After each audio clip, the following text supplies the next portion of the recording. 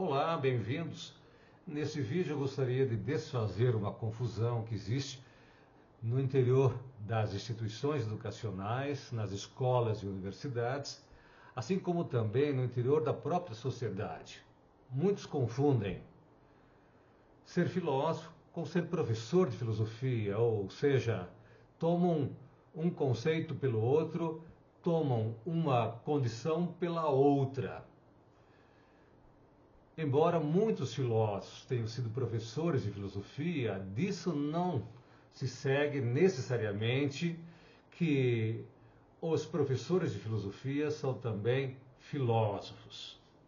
Ao contrário, muitos filósofos nunca foram professores de filosofia, o que implica dizer, então, que a relação aqui não é de necessidade, mas de possibilidade.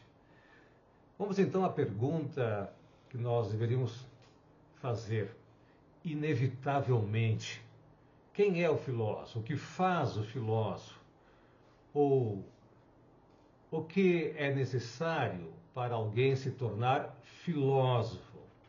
No meu entender, o filósofo é um pensador original, alguém que tem uma contribuição única, singular, no campo dos estudos filosóficos ou da filosofia. É alguém que criou ideias. Então, o filósofo é um inventor, um criador de ideias, de teorias. Tem uma tese, tem argumentos próprios, porque formulou um problema filosófico original. Ou seja, a autoria e a autonomia intelectual qualificam alguém de filósofo, ou como filósofo. Ou seja, o fato de ser um portador de um diploma de graduação ou um título acadêmico não confere a ninguém o título de filósofo. Aliás, o título de filósofo não é conferido pela universidade, pela academia. É a tradição que vai atribuir a estatura e ao perfil intelectual de um pensador o título de filósofo. É a tradição de intérpretes. Então, o filósofo, repetindo, é um pensador que pensou o que não foi pensado, o que permaneceu impensado, ou aquele que pensou diferentemente aquilo que já tinha sido pensado. Nesse sentido, então, o filósofo é alguém que rompe, estabelece uma ruptura com a tradição intelectual e com a tradição da filosofia, inaugurando uma nova, eu diria, corrente filosófica, uma nova tradição, ou ao menos uma nova filosofia. Daí dizer que existem tantas filosofias quanto são os filósofos. Cada filósofo tem, portanto, a sua própria filosofia, tem a sua própria assinatura, filosófica, ou melhor, a sua própria impressão digital. O filósofo é, então, como diria, por exemplo, Nietzsche, um espírito livre, um legislador, um criador de valores, alguém que ousou pensar diferentemente. Ou como dizia Russell, o filósofo é um funcionário da humanidade, não é o funcionário de um sistema econômico, de um sistema político, não é o funcionário de uma instituição. Ele está a serviço da humanidade, do interesse universal da própria civilização humana. Por isso não se deixa aprisionar as regras ou a lógica de funcionamento das instituições educacionais ou das instituições políticas. Mas quem é, por sua vez, o professor de filosofia? O professor de filosofia, no meu entender, é um explicador de ideias alheias. É aquele que toma a liberdade de se apropriar da tradição filosófica para transpor essa tradição, quer dizer, o conhecimento, o pensamento produzido pelos filósofos para gerações mais novas. Então, o professor faz a transposição didático-pedagógica do saber filosófico depositado, né, na tradição, ou melhor dizendo, ao longo da história da filosofia. Então, o professor de filosofia é aquele que ensina filosofia, mas aprender pensamentos filosóficos não é ainda aprender a pensar filosoficamente. O filósofo é aquele que aprendeu a pensar filosoficamente. Por isso ele não apenas reproduz, ele não apenas produz algo que já foi, né, de alguma maneira, né, inventado ou construído pela própria tradição filosófica. O filósofo inventa ideias novas. O professor de filosofia é alguém que conhece a história da filosofia, alguém que deveria conhecer a história da filosofia. Por isso ele deve ser também um erudito. É aquele que conhece o pensamento dos filósofos. É um comentador, é um historiador da filosofia. É alguém versado na exegese ou na hermenêutica, na leitura interpretativa dos textos clássicos da filosofia. É alguém que visa, como disse, transpor o legado filosófico da tradição para gerações mais novas. Mas essa apropriação, entretanto, do pensamento dos filósofos não pode ser feita de modo acrítico. Por isso que o professor de filosofia tem diante de si uma enorme ou gigantesca tarefa. Como diria Kant, não se ensina filosofia, ensina-se a filosofar. O professor de filosofia, porém, parece querer ou pretender ensinar filosofia. Ora, tudo que um professor pode fazer, tudo que um professor de filosofia pode fazer, é desenvolver nos alunos esse espírito crítico, formar esse senso crítico para poderem, né, analisar a própria condição humana no tempo presente, os desafios, os problemas, as questões do homem contemporâneo. Mas entre filosofia e o ensino de filosofia existem, sem dúvida, nexos, relações. O ensino de filosofia pressupõe a história da filosofia, o pensamento dos filósofos. Mas, como disse, ninguém é filósofo porque conhece o pensamento dos outros filósofos. Alguém é filósofo porque ousou pensar por si mesmo, inventou um sistema de pensamento.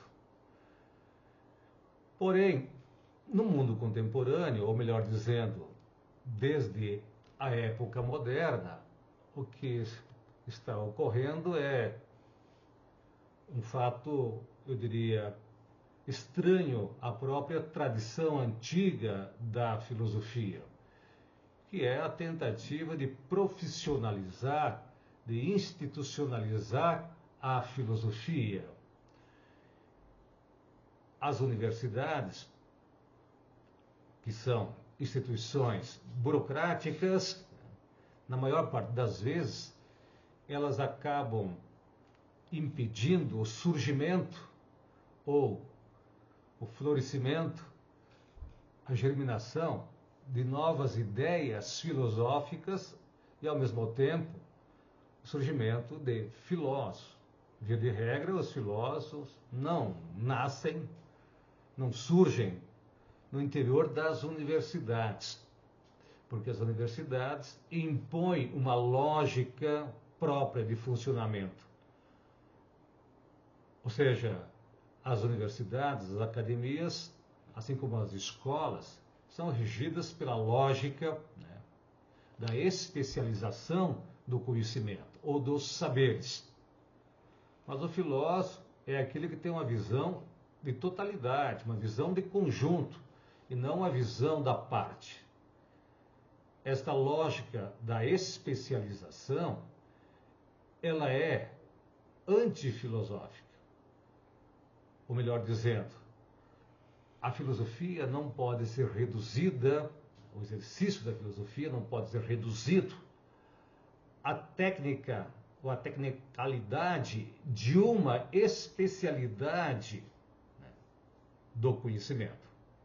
A filosofia visa a compreensão, né, do todo, da totalidade da realidade. Mas no interior da universidade existem regras, existem prazos, existem editais, existem avaliações por pares, existe inclusive uma agenda filosófica que é mais atrativa, existem, portanto, modismos intelectuais que muitas vezes são financiados por agências de fomento, tanto no nível federal quanto no nível estadual. De modo que o filósofo não pode pensar livremente no interior da universidade. Ao contrário, existem regras, existem procedimentos formais, existem prazos que são muitas vezes escassos ou curtos. A filosofia tem uma outra lógica de funcionamento. O tempo do pensamento não é o tempo do relógio. O filósofo não é um funcionário do relógio. O tempo da filosofia é o tempo do pensamento que se pensa a si mesmo, é o tempo da reflexão. Por isso é mais lento esse tempo. Implica não só lentidão, implica revisão, implica retomada, implica reflexão, investigação sobre os pressupostos e as consequências lógicas e teóricas de um pensamento. Mas há uma outra lógica que fere praticamente de morte a própria filosofia, o surgimento de novos filósofos no interior da universidade, que é a lógica profissional. Ou seja, a filosofia não é uma profissão. Ela não é regida pela busca, né, da vantagem econômica privada. O filósofo, portanto, não é, como já diziam Platão, Aristóteles e mesmo Sócrates, um mercenário do saber. O filósofo é um livre pensador, é alguém que pensa para além da utilidade imediata, não está preso a esta lógica de funcionamento das escolas e das universidades. Por isso, o filósofo, né, pensa o que não tem utilidade imediata, o que muitas vezes, né, não está em concordância com as políticas de pesquisa das próprias universidades. Ou seja, o filósofo não pode existir, né, preso às amarras e, ao mesmo tempo, à lógica institucional das nossas universidades. Ele deve ser, como diria Kant, alguém que faz o uso público da razão, o uso ilimitado do pensamento. É aquele que obedece única e exclusivamente aos comandos de sua própria razão, à autoridade da sua própria razão, e não, né, obedece a autoridades externas, né, ou melhor dizendo, a regras procedimentais. Mas por que as pessoas confundem, de um modo geral, Voltemos então à pergunta inicial. O professor de filosofia com o filósofo. É justamente pelo fato de que, na sociedade atual, a filosofia está confinada às instituições educacionais, sejam as escolas ou as universidades. Imagina-se, então, que quem possui um conhecimento técnico especializado da filosofia, porque esta é a lógica que rege a divisão dos saberes no interior da própria universidade e que segue, eu diria, a divisão técnica que existe na divisão social do trabalho. Ou melhor dizendo, a universidade divide, ou melhor, estabelece uma cisão entre os diferentes campos do conhecimento. Por isso existem departamentos, né, ou institutos que, embora possam sugerir uma certa interdisciplinaridade, desculpe-me, não traduzem essas instituições o espírito da filosofia, nem a lógica do pensamento filosófico. Confunde-se, então, o professor de filosofia com o filósofo, ou melhor, o filósofo com o professor de filosofia, porque, não mais das vezes, os filósofos, né, são indivíduos raros e a filosofia ela é identificada como sendo o ensino de filosofia. Mas a filosofia transcende a lógica acadêmica, a lógica que preside o funcionamento das instituições educacionais.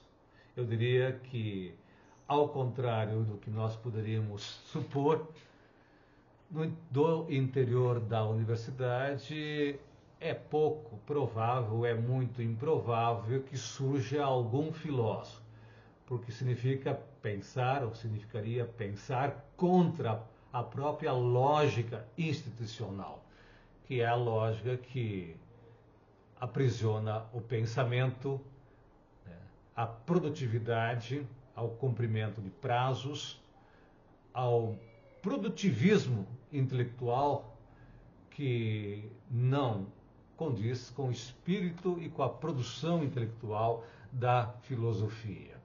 Então, se você se interessa por questões filosóficas, por temas filosóficos atuais, me siga por aqui. E se ainda não se inscreveu, gostaria muito que você se inscrevesse para receber as novas notificações. Mas não esqueça de deixar aqui seus comentários, suas questões, suas perguntas. Então, até o próximo vídeo.